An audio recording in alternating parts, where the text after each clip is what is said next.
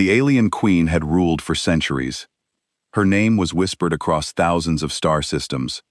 Some spoke it with fear, others with admiration. She was the ruler of an empire so vast that its borders stretched beyond the maps of most civilizations.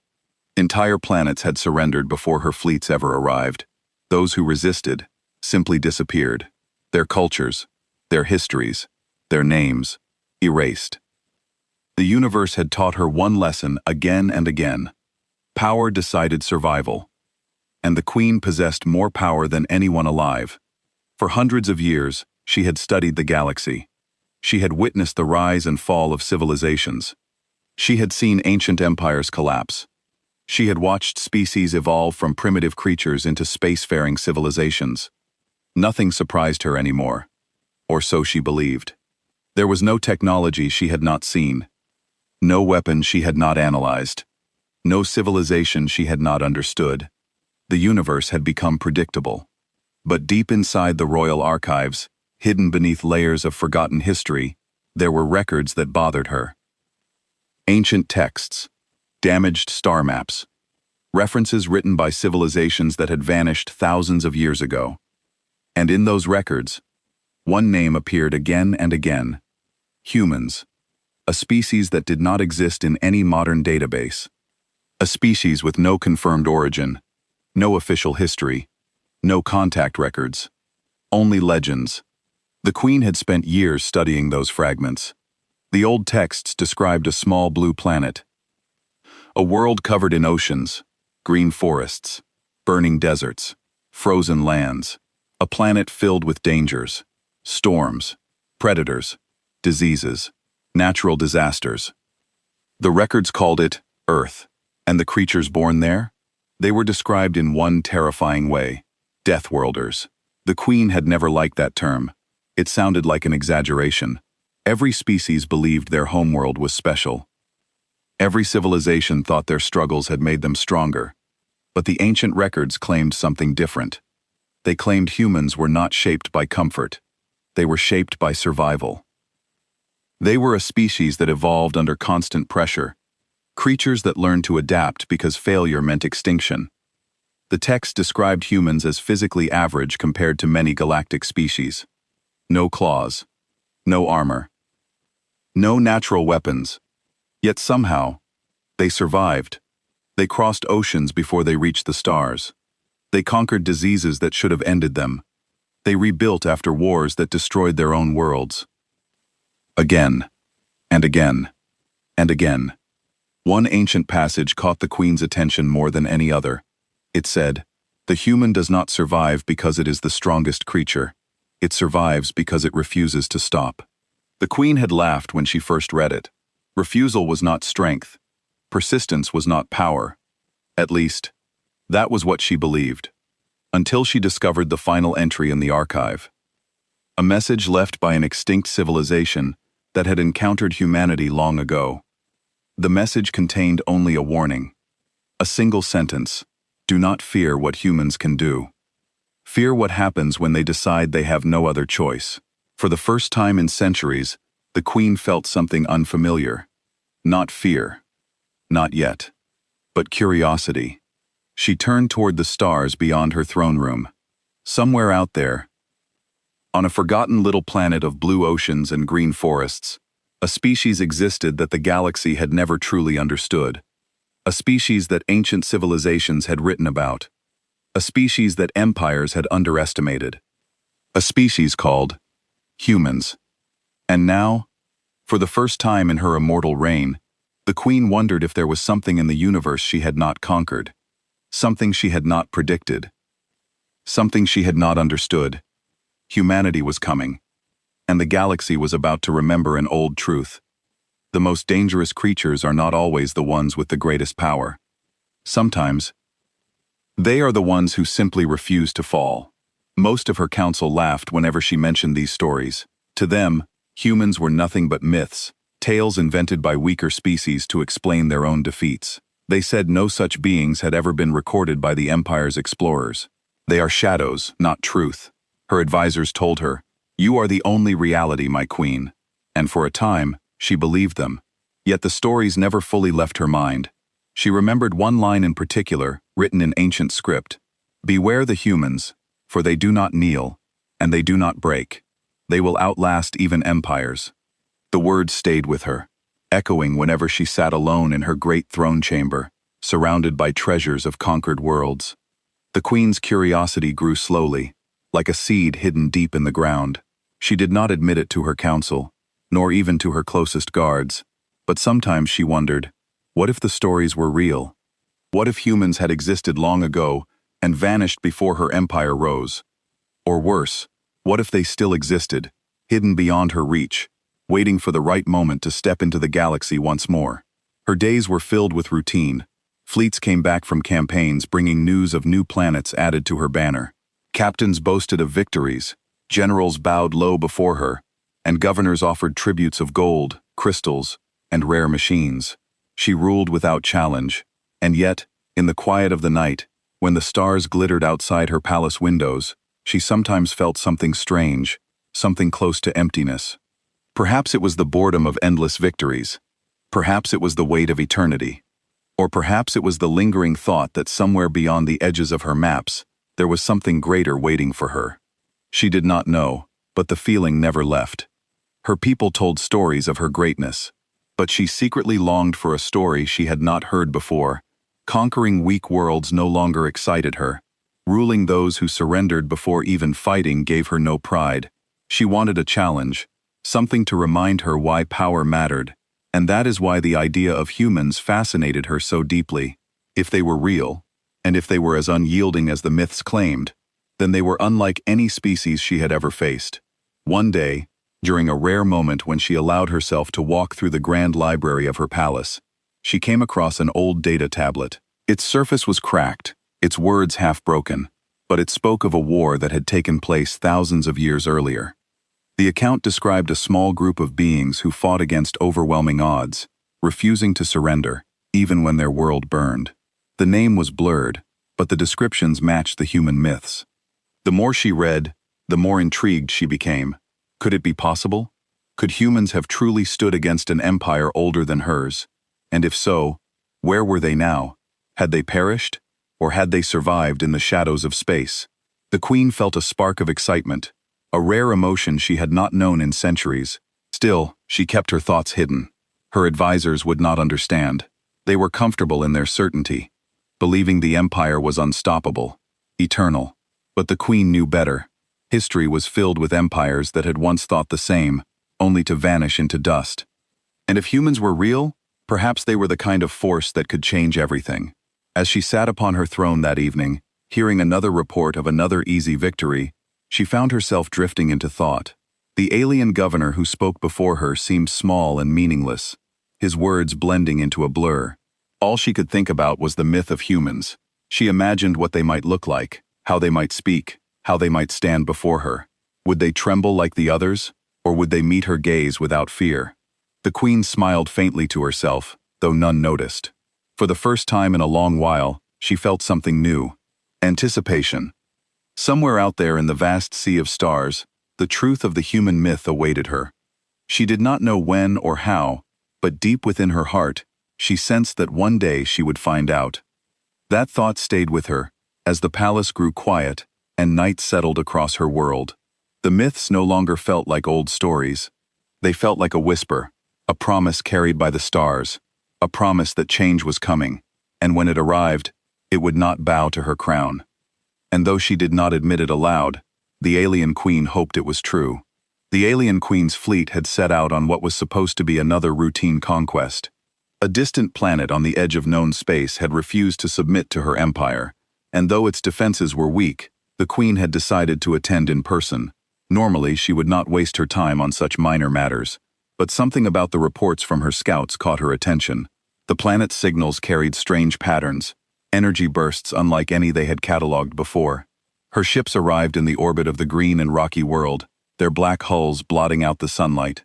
The queen sat in her command throne, gazing at the planet through the wide windows of her flagship. She expected the usual: panic, confusion, and finally surrender. That was the way things always happened. But instead, her sensors detected something unusual. Far beyond the planet's orbit, near the edge of the system, there was a small vessel moving with confidence. It wasn't one of hers, and it didn't match the design of any empire she had conquered. At first, her commanders dismissed it as debris or an old mining craft, but the Queen leaned forward, her sharp eyes narrowing. She knew better. "Magnify," she ordered. The image appeared on the screen, and the entire bridge grew silent. The ship was small compared to her massive warships, but its shape was unlike anything they had seen. Its structure was simple, practical, and yet it carried an energy signature so powerful it sent ripples across their sensors. "What is this?" her captain asked, clearly unsettled. The Queen said nothing for a moment. Her heart, calm for centuries, beat faster. There was something familiar in this mystery. The ship moved closer, not away. That was the strangest part. Most species, when faced with her fleet, would retreat in terror or hide behind their defenses. But this small vessel glided forward calmly, as though it had no fear.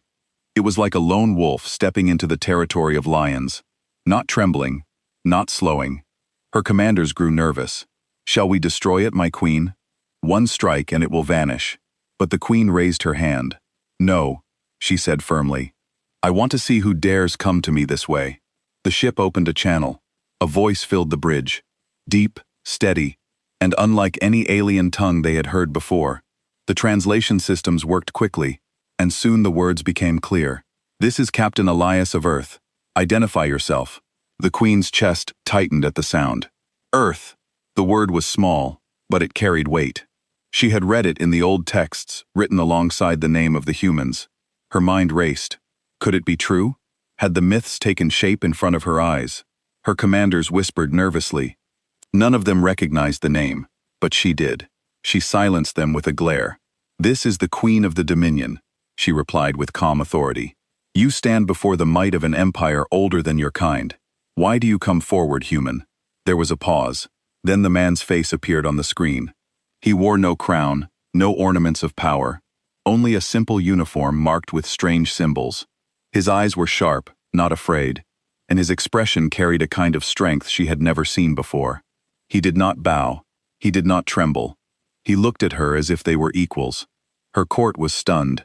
Every ruler, every general, every ambassador she had ever faced had either begged for mercy or tried to flatter her. But this man stood firm, his voice steady, his eyes unshaken. "You call yourself queen," he said, "but I see only someone who hides behind fleets and titles. I came here not to bow, but to speak. Your empire threatens this world. I won't allow it." The Queen's lips curved slightly into a rare smile. It was not mockery, but something closer to intrigue. For the first time in centuries, someone had spoken to her without fear. Her commanders demanded action.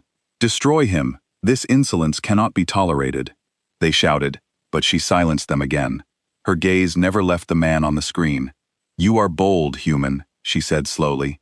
"Do you not see the ship surrounding you? Do you not realize your life could end in a single command?" The human's reply was simple. "I see them, and I know. But I also know this. You can destroy my ship, you can end my life, but you cannot erase what I represent. Humanity does not kneel. Not to you, not to anyone." The words struck her like lightning. They were almost the same as the ones she had read in the old archives. The Queen had always believed her throne was unshakable. Every species she had met had bowed down, their leaders trembling as they begged for mercy. Yet now she found herself in a strange situation. A single human, Captain Elias, had stood before her, with eyes that did not lower, with words that did not bend. His ship was small, his forces weak compared to her endless fleets. Yet he spoke as if they were equals. It was a new experience for her, and she could not deny that it unsettled her in ways no army ever had. Her court demanded action. They urged her to crush him quickly to erase his ship so no one would dare to challenge the empire. Strength must be shown. One of her advisors warned, "If you let him speak like this, others may follow." But the Queen silenced them. "Strength is not in haste," she said coldly. "It is in knowing when to strike and when to listen." In truth, she wanted to see more. She wanted to test him, to measure this human against the legends she had. Read. So she allowed him to approach. A chamber was prepared aboard her flagship, and for the first time, a human stood within the grand halls of her empire. The moment he entered, The air seemed different. Her guards watched him with suspicion, hands ready on their weapons, but the human walked calmly, his steps steady, his gaze firm. He did not marvel at the shining walls or bow before the towering banners of her empire. Instead, he looked directly at the throne where she sat, and for the first time in her long life, the queen felt as though someone was looking at her. Not at her crown, not at her power, but at her. Their first conversation was sharp, almost like a duel of words. "You rule with fear," Elias said plainly. "But fear does not last forever. Fear has lasted centuries under my rule," she replied. "Empires crumble, but mine remains. Not forever," he answered. "One day someone will stand against you, someone who refuses to kneel." She leaned forward, her eyes narrowing. "And you believe that someone is you, human?" His lips curved faintly into a half-smile. "Not just me, my kind." The words echoed in her mind. His confidence was not arrogance. It was something different, something built on unshakable faith in his people. Most species bragged of power, but this man spoke as if his strength came not from himself alone, but from something greater. The days that followed turned into an unexpected rhythm. Instead of ordering his execution, the queen summoned him again and again, curious about this strange human. Their conversation shifted from politics and war to history, culture, and even personal stories. Elias spoke of Earth, a small planet filled with oceans, forests, and storms. He described its dangers, creatures with venom, mountains that shook, with fire, seas that swallowed ships. To the queen, it sounded like a hostile world, unfit for life. Yet he spoke of it with pride, as if those dangers had shaped his people into survivors. No wonder the archives called them Deathworlders, she thought to herself. The queen found herself listening longer than she expected, asking questions she never thought she would ask. "Why fight?" she asked him once. "Why not live in peace and avoid conflict?" "Because peace means nothing if it comes from surrender," Elias replied. "We fight so we can choose our own path, even if it costs us everything." His answer unsettled her. She had ruled through conquest, demanding obedience, crushing rebellion before it could rise. Yet this human spoke of freedom, of a kind of strength she had never known. A strength that did not come from armies, but from conviction. At times she tried to test him with sharp words. She spoke of her victories, her endless power, her control over countless systems. But instead of being impressed or intimidated, Elias would simply nod and respond with calm certainty. "You've conquered many," he once said, "but have you ever inspired them? Have they ever followed you because they wanted to, not because they were afraid?" The question struck her deeper than she admitted. For centuries, she had ruled with fear. But had anyone ever truly followed her out of loyalty, or was she only a shadow looming over them? She did not answer him that day, though the question lingered in her thoughts long after. Slowly, something began to change between them. She noticed how he never looked at her crown or her robes of power, only at her eyes. He never spoke to her as majesty or ruler, but simply as a person. It was disarming. No one had ever treated her this way. Her council grew restless. They whispered in her court, questioning why she entertained this human instead of destroying him. Some even suspected that she had grown weak. But the queen ignored them. For the first time in centuries, she found herself looking forward to each meeting, to each new conversation with this man who refused to bow. One evening, as they spoke, in her private chamber, she asked him, "Do you not fear me?" Elias looked at her, his expression calm. "I respect you," he said. "But fear, no fear belongs to those who have nothing left inside them. I know who I am. That is enough." His words left her silent. She had been feared all her life, but respect without fear. That was something she had never been offered. It stirred something inside her, something she could not quite name. The clash of wills between them was not fought with weapons, but with ideas, with quiet strength, and with truths spoken without hesitation. And slowly, though she would never admit it to her council, the queen began to see the human not as a myth, not as a challenge to be crushed, but as a mirror that forced her to question herself. And in that mirror, she realized something both dangerous and extraordinary. For the first time in her reign, she was not entirely sure who was stronger, the queen of 1,000 worlds, or the lone human who stood before her without fear. The queen had faced 1,000 battles, 1,000 rulers, and 1,000 betrayals. She thought she knew every form of challenge, yet nothing had prepared her for the way this human stood in front of her. Not with weapons, not with armies, but with simple honesty. His words had begun to linger in her mind long after he left her chamber. She told herself it was curiosity, nothing more. But she could not deny the way she found herself waiting for the next meeting, the next chance to hear him speak. He was not like the others who had filled her halls with endless flattery or trembling voices. He was steady, unafraid, and strangely sincere. One night, when the galaxy beyond her palace glittered with countless stars, she invited him to her private chamber again. The room was silent, except for the faint hum of her ship's engines. The guard stood outside, leaving the queen and Elias alone. The human sat across from her, calm as always. She studied him closely, the plain uniform, the tired eyes that carried both wisdom and stubbornness, the quiet confidence in the way he held himself. He had no crown, no armor of gold, no symbols of power, and yet he carried something that her most powerful generals lacked, a kind of unshakable spirit. She leaned forward. "Do you understand who I am, human?" she asked. "Do you understand the weight of what you are doing? You stand before the ruler of countless worlds. One command from me and your life is over." Elias met her gaze without flinching.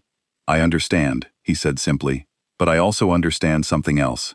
You may rule millions, but you've never had someone look at you without fear. Not until now." The queen's breath caught for a moment. His words cut straight to the truth she had never spoken aloud. For all her victories, for all her endless rule, not once had anyone dared to stand before her as an equal. Not until this human. Then came the moment that changed everything. Elias stood, his voice steady, but softer now. "You've shown me your power. You've told me of your empire, your victories, your rule. But let me offer you something different. Not power, not fear, not surrender." She frowned slightly, curious. "And what is that?" He stepped closer, his eyes locked with hers. "Trust, companionship, something real, something that has nothing to do with crowns or empires. Share it with me, and you'll see what strength truly means." For the first time in her long life, the alien queen found herself speechless. Millions had begged for her favor, but none had ever offered something like this. He was not asking for power. He was not trying to take her throne. He was offering a connection she had never known. She wanted to speak, to command, to remind him of who she was. But no words came. She, who had silenced armies with a glance, found herself silent. Elias did not press further. He simply stood there, waiting, patient as always. His calm presence was heavier than any weapon. The queen looked away, unable to answer, not because she did not want to, but because she could not. For centuries, she had been strong because she never allowed herself to be vulnerable. But in that single moment before the steady gaze of a lone human, she felt something new. She felt uncertain, unguarded, human in a way she had never been before. The silence stretched on, but in that silence, everything changed. The queen's silence spoke louder than any command. She had faced rebels who screamed their defiance, rulers who pleaded for mercy, and warriors who swore eternal loyalty. But never before had she been left unable to speak. That night haunted her. She returned to her throne, her guards and council unaware of what had passed between her and the human. They assumed she remained the unshakable ruler they had always known. But inside, something was shifting. When she looked at the stars now, she no longer saw endless worlds waiting for conquest. She saw questions. Questions she had never asked herself before. Why did she rule? Was her empire truly strong, or was it only held together by fear? And most of all, what did it mean that one human had shaken her more than any battle ever had? Elias continued to meet her in the days that followed, never mentioning the moment when she had been unable to answer him. He spoke as he always did, calmly, steadily, with quiet conviction. He never pushed, never demanded, and yet his presence alone reminded her of the offer he had made. Her council noticed her distraction. "You seem distant, my queen," one advisor said cautiously. "Is something troubling you?" She dismissed them with a wave, but deep inside she knew the truth. Something was troubling her, something she could not ignore. One evening, she asked Elias directly, "Why did you make that offer to me? Do you not see the danger?" I could have ended you for such words." He looked at her and answered without hesitation, "Because even rulers are still people. Even queens deserve someone who sees them, not just their crown." The simplicity of his words struck her harder than any weapon. For centuries, she had been treated as something more than a person, an untouchable symbol, a force of power. No one had ever spoken to her as if she were simply herself, no one except him. And slowly, she realized that was what made him different. He was not afraid to see her as more than the throne she sat upon. Her empire continued as it always had. Fleets moved, planets surrendered, tributes arrived. Outwardly, nothing had changed, but inside the queen was no longer the same. She had seen something she could not forget. One night, as she stood at the great window of her chamber, watching the stars burn brightly, Elias spoke softly beside her. "You don't have to answer me," he said. "Not now. Maybe not ever. But remember this. Strength is not just about ruling others. Sometimes it's about allowing yourself to be seen." She said nothing. Her eyes stayed fixed on the stars, but her silence was no longer empty.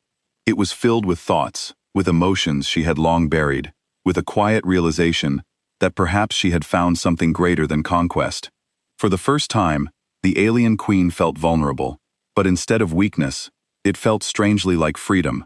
The myths had been true. Humans did not kneel, they did not break. But they offered something she had never expected: warmth, trust, and the power to change even the most unshakable ruler. And though she gave no answer, though her lips remained silent, her heart carried one truth she could no longer deny. The human had left her speechless, not out of fear, but out of something far greater.